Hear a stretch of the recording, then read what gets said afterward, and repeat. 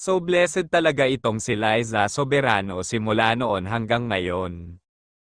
Hindi talaga nawawalan ng project, excited na naman ang mga taga-subaybay nito na mapakinggan sa animated series na Sun Chaser. Kabilang dito ang sikat na artista na si Charo Santos, Ding Dong at si Manny Jacinto.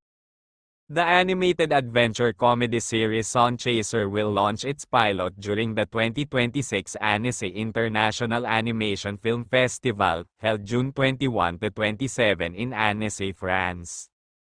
Sobrang nakaka-proud talaga itong si Liza Soberano.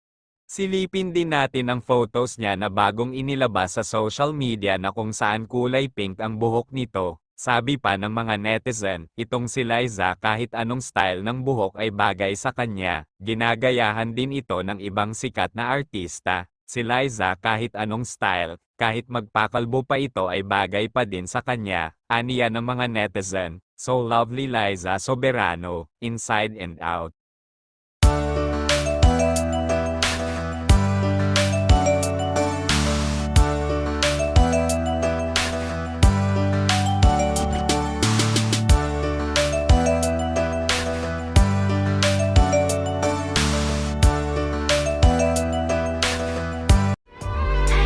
Thank you for watching.